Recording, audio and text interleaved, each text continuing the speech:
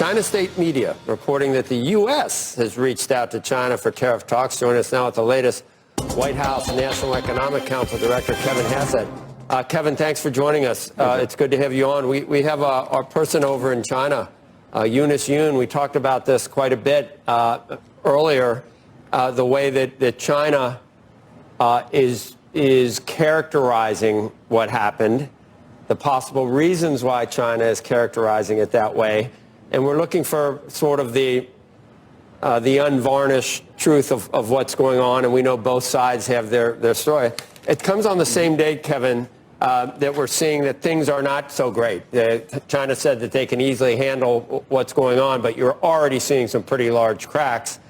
But when they said this today, they said, oh, the United States can't take it, and they've come with hat in hand, groveling to see us. What's our take on that, the administration, in other words?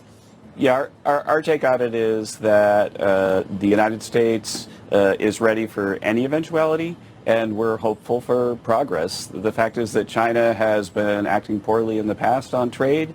We've responded accordingly. We're very pleased to see that last week China pulled back a bunch of tariffs on U.S. products, perhaps at a show of good faith. And so I'm hopeful that Secretary Hassett, who's shown how good he can be at this by closing the Ukraine deal, is going to be able to help make progress with our Chinese friends. Now, certainly there have been kind of loose discussions all over both governments, and I think that the fact that the tariffs came off last week shows that we're very close to making the kind of progress we need to move the ball forward. And you actually say you don't know whether... You assume the president has talked to President Trump has talked to President Xi, but you're not willing to say outright that phone call occurred. But it's President been Trump a very... communicates about those, but I can tell you that I personally have not spoken with the Chinese. All right, that we always get sort of a dodge. Yeah. The expression that success has many fathers, but failure is an orphan. In recent days, there's been like some confusion about who's handling China. And over the weekend or previous to this, Secretary Hassett said, I have talked to China, but not about tariffs. Then Lutnick said he's in charge. And you tell me, you are saying without any question that the president has asked Hassett to lead the tariff negotiations with China. But yeah, make it 100% clear that this 100%. trade team, 100%, this trade team is unified. We get along. I've been in meetings with Secretary Lutnick and Secretary Hassett and Jameson Greer yesterday, all over the place, in the ovals, and everybody collegially is divvying up on a massive amount of work. And Secretary Lutnick and Jameson Greer are making progress with numerous countries. I think it's more than 20 now, where we actually have hard offers on the table. And I spent about an hour in my office yesterday where Secretary Lutnick was talking about all the progress that they're making. And I actually want to characterize it for a second, which is that one of the top asks for us is just if we sell something in the U.S., then your country should let us sell it into your country too. Stop all these non-tariff barriers. We're making great progress on that. And Secretary Hassett, as Treasury Secretary, who's, as you know, in the food chain, very, very highly ranked U.S. official, and he is the appropriate person, given the stakes, to be negotiating with the Chinese right now. And that's something that was agreed to by the president, by Secretary Lutnick, by everybody on the trade team. It just seemed... now, maybe he was talking at the time about whether he had engaged China on tariffs, but it seemed a little bit ambiguous when he said, yeah, I'm in contact with China a lot, but about other issues other than tariffs. It wasn't a dodge necessarily, but it didn't seem like like he grabbed it with both hands and said, yeah, this is up to me. And that's why I said the success has, maybe it wasn't going as quickly as hoped. And, success, once again, many fathers, but suddenly failure is an orphan. So he's been in charge all along. There are not many fathers. There's one team. And everybody talks together about what's going to happen. What are we doing? What's the position that the president thinks is best for this or that? And there's no way that as we talk about China that you're not going to see everybody on that team in the room. Hey, Kevin, many on Wall Street, different firms have put together real analyses, I should say, of what the tariffs will mean for growth, for employment, for all those things, and they have made lots of different estimates and assumptions and things like that. And that's something historically that your group has done for all sorts of things. Have you done that yet, and can you share those numbers with us? Oh, just to be clear, Aaron, and to avoid any confusion, I'm director of the National Economic Council now, which is the Larry Kudlow job. I used to be the chairman of the Council of Economic Advisors, and that's Steve's job now. And Steve has a team of something like 40 PhD economists who are both already, if you go to their website, you can see they're putting out public reports about the effects, I think the most recent one, of extending the tax cuts on the economy. And absolutely, they're doing research on tariffs. Yes, for sure, Steve's term is. But there has not been a report. Is there a report or any genuine analysis that you've been either engaged in, involved in, inside the White House that discusses if we pursue these tariffs at these levels, this is what happens to economic growth, this is what happens to employment, yes. all of the kind of basic things that I think the public so desperately wants to better understand? Yeah, absolutely, 100% we have, Aaron. And the way to think about it is that every year, White House puts out a budget. And in the budget, you have to say, over the next 10 years, here's what's going to happen, here's what growth's going to be, and here's what the president's policy priorities are. And if those policies are realized, here's what happens to economic growth. And that analysis will come out when the president releases his budget. But for sure, every single thing from tariffs to spending to taxes, the big, beautiful bill, all of that stuff has been very carefully modeled by Steve and his But just so we're clear, the tariff piece... And I'll be clear, too, Aaron, that the growth rate is going to be very similar or higher to what you saw when we were doing the budgets in 2017. The great Aaron Sorkin, by the way, I should mention, the great Aaron Sorkin wrote a terrific show about the West Wing, which you now exist in. I did not write the West Wing, though I wish I could say I did. So Andrew, the show or the building? Well, hey, Kevin, we're talking about trying to pay for all these other things that they're in the big beautiful bill. You want to extend the 2017. I assume you want to extend it as is, but we're hearing, and it happened again today. And we had Scalise on, and we had Chairman Smith on. They won't take that. A new higher top tax bracket for people making over $1 million of 40%, or letting it go back to 39.6. They won't take that off the table. I saw the president say he doesn't want to do that.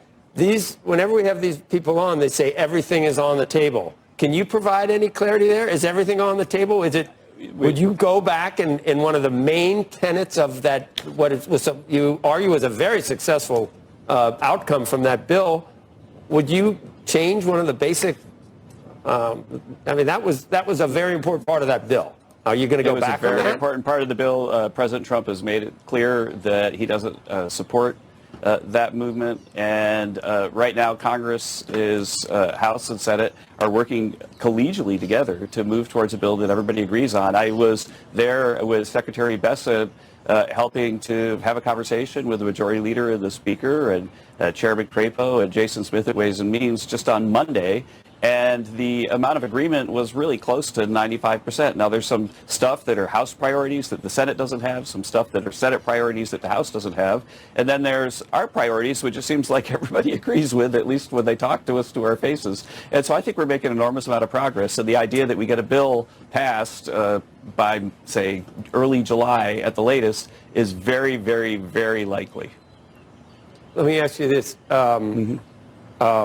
Kevin, is it going to be scored, whatever comes out? Are you going to have to fall back on the growth is going to take care of any of these big numbers that the CBO scores it with? Because at this point, if you extend the tax cuts and you do all the other things that the president has been talking about, with tips and Social Security, the CBO, if they just put the numbers in, what's going to come out on the other side is a huge deficit-busting plan. Now, we've had people on that just keep talking about, well, there's going to be growth. There's going to be growth. Ignore that. There's going to be growth. Ignore that. How are you going to pay for it? Is there any other way to do it? And tell me about Medicaid and what you'll cut, what you'll propose, and whether it's an actual cut or just a slowdown in the increase. Yeah, okay, so basically on the tax side, we've been working very carefully to make sure that the tax bill, as designed by people in the Finance and Ways and Means committees and approved by the White House, satisfies the congressional rules that rely on CBO scoring. And so the chance that somebody's going to be ambushed by the CBO at the last minute and that's going to upend the bill, that's just wrong. But you do have to also keep in mind, as you do, Joe, all the time, that there's what the CBO says and then there's what the truth is in the end. And so as an example, when we cut the corporate tax rate from 35% to 21%, the CBO told us that we were going to crater revenue because they don't believe in Laffer curve effects. Subsequently, if you look right now, corporate revenue is about double what it was before we cut it to 21%. And so for sure, there's going to be a lot of growth effects that accrue way more revenue. And we're already seeing it, Joe, if you wonder, like, where do future taxes come from? From capital investment today, right? Because then businesses are making profits in the future. You noticed in yesterday's GDP release that equipment investment skyrocketed 20%, and business fixed investment was up 10%. Those were bigger numbers than we got for the last year and a half of the previous administration. And when that stuff, the dynamic effect that gives you more revenue. It is already visible in the data that had the weird import glitch, but other than that, it was a really, really strong number, and especially strong in the places that produce future tax revenue. You might have some real deficit. You might have some deficit hawks, and we've talked about whether any of these members of Congress on either Senate or in the House, whether they're going to get emboldened if the president's poll numbers were to go down, and are they going to, they're going to be much harder to whip into shape. Some of them might not like that you just talk about growth. They may insist on some pay-fors. Well, what did we just see? Like, if you just looked at the GDP release, Joe, what did we just see? We saw reductions in government spending. We saw really pretty big reductions in government spending. You can see that our budget hawks here in the White House are more effective than budget hawks anywhere in Washington, and they're actually getting the job done with the help of Elon Musk.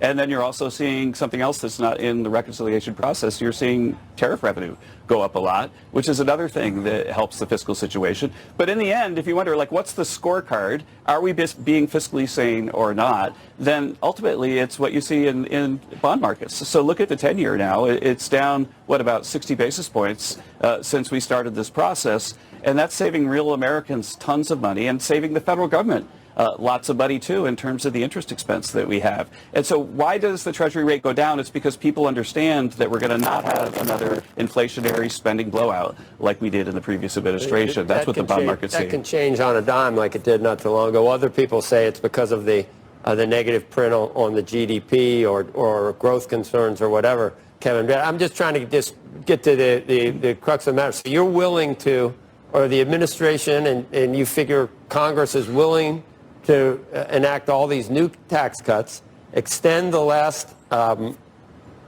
tax cut bill from 2017, and not worry or not try to raise revenue anywhere else. That could be a bill that's presented. And did you talk about Medicaid cuts? Where would there be cuts in Medicaid?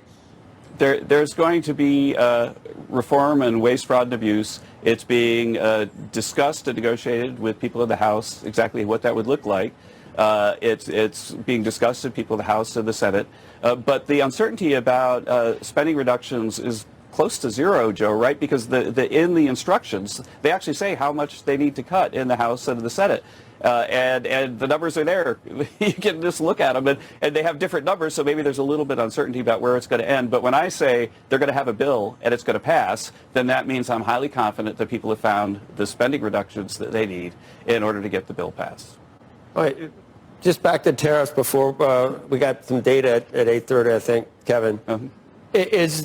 Could you see a world where, and I think someone was trying to sell the positives of what a lot of people are calling 100 days of chaos, but in selling the positives that the president wants to end up at a place where the worst actors, and you could throw China in there maybe, are isolated, and maybe it's a handful, and that everybody else is either zero, reciprocal, or much less than what the current regime has. Is that the goal? My briefing on all of the negotiations is that countries are opening up their markets to U.S. products. So U.S. farmers, U.S. producers are going to be able to have way more access to foreign markets, and they're doing so in a way that is, making it easier for us to move the reciprocal tariffs down in the deal. And what the final deal looks like will be decided by the president, but the progress to report is extraordinary. And if you'd like, the person in the middle of all that is Jameson Greer and Howard Lutnick, outside of China. And I'm sure they're happy to talk to you about the progress they make today. I'm sure there'll be news by the end of the day. So you don't know if it's who's first, if it's India or South Korea or what's going on with Japan. Can you tease us? Can you give us anything? Can you dangle? I think I know, but I can't tease. Sorry. You do think you know? I do think I know, but I'm not going to know it. Can you give us a hint? No, because it might not be true. We're just guessing. It's kind of like, who do you think's going to win the Super Bowl? Like, I sometimes have a strong opinion, sometimes don't. Right now I have a strong opinion. Are you done? I'm done. You done? You don't? We've got 40 seconds. Kevin's ready. Kevin, you'd go till 9, wouldn't you? Yeah, we're going to end it there. Right. Oh, you do? All right. Kevin, thanks. Thanks, guys. The great Kevin O'Leary. Yeah. Yeah, right, Kevin O'Leary. So you weren't dating Maureen Dow. That was, so that's totally wrong. I was Aaron Sorkin. We're just seconds away from jobless claims data. Dow Jones up about 246 points, NASDAQ up about 319 points, and the S&P 500 up about 52 points. So we're going to go to Rick.